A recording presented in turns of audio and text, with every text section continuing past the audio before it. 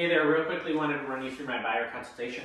Anytime I have a new buyer come to my pipeline, I ask for 15 to 20 minutes of their time scheduled so we can get on the phone uninterrupted, pay attention to each other, and help each other out. Okay, so I'm going to step into a role-playing mode here and just kind of run you through it. So, hey Mr. and Mrs. Buyer, thank you so much for setting aside 15 minutes to chat with me today. I have two goals on this phone call. One, I want to create accurate expectations of what you're likely to experience in the market. Right? I want to tell you what's going on right now, the state of the market. And two, I want to make sure you have a solid understanding of the purchasing process. All right, it's quite a bit of information here, so feel free to stop me at any time and ask questions. I'm here to teach you so you feel comfortable. All right. First, most important step is getting on the phone with a mortgage banker to get a pre-approval. Have you done that already? And do you have somebody you want to work with? If not, I provide two bankers. Okay, I think it's my fiduciary responsibility to provide two. I think a lot of bankers will disagree with that.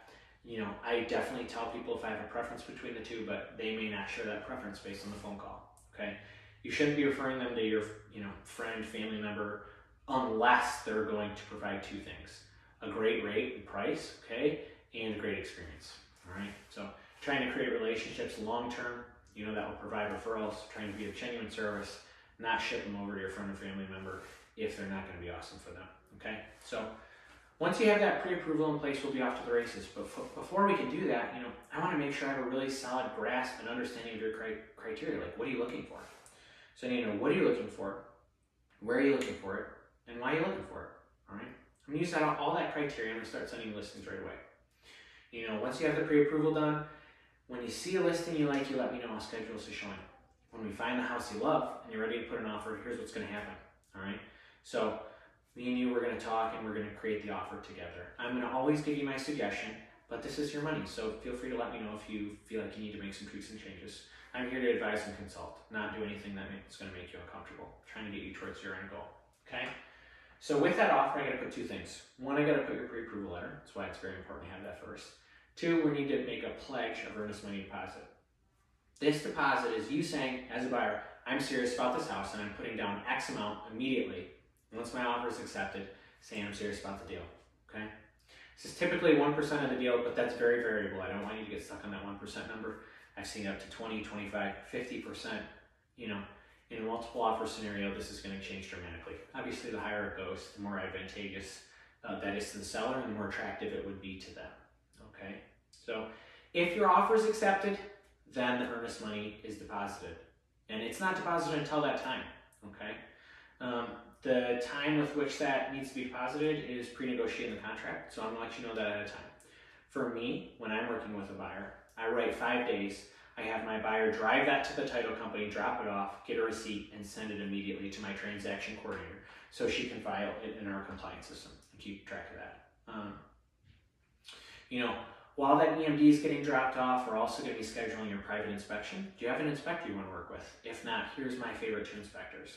This one guy or gal always works in this area. They've done a great job. I'd let them inspect my home. Do you want me to schedule with them? There's 3 possible outcomes of an inspection. 1, the house is great and we move forward as is. 2, we identify something new we didn't see in the showings, okay? So maybe there was no notice of the furnace being broken, but it's completely non-functional. That would be new to us. Then we can renegotiate. We can ask for a price reduction, concessions. We can ask them to make repairs, whatever. 3, if the house is a total mess, we can walk away and take your earnest money deposit.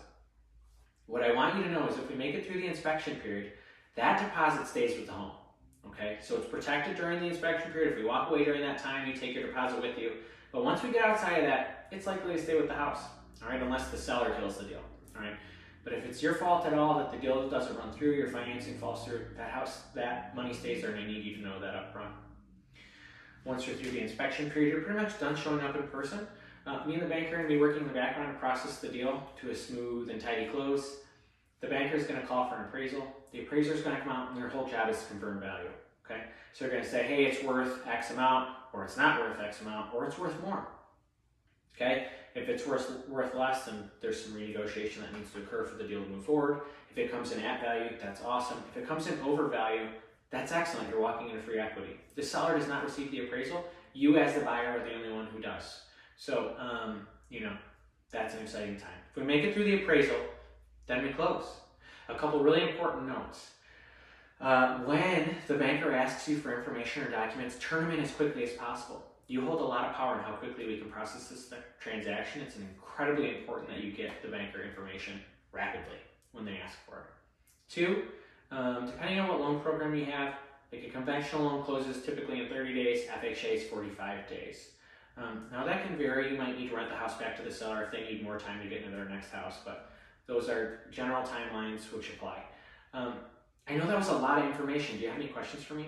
And then your job as a realtor is to answer any question they have. Make them feel super comfortable and let them know you're going to take care of them genuinely, because you should. All right? We're establishing a rapport here.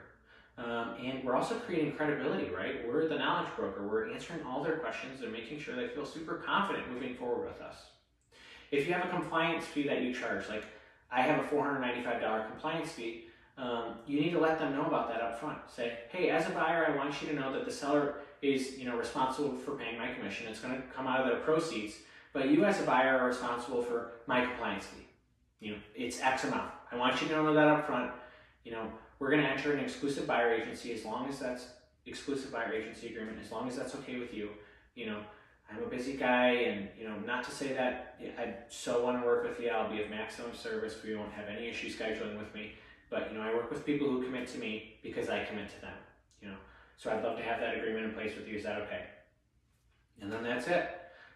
Please feel free, realtors, anybody watching this video, if you have any questions, feel free to call, text, DM, or email me. My information is everywhere online. Hope you have a good day. Good luck.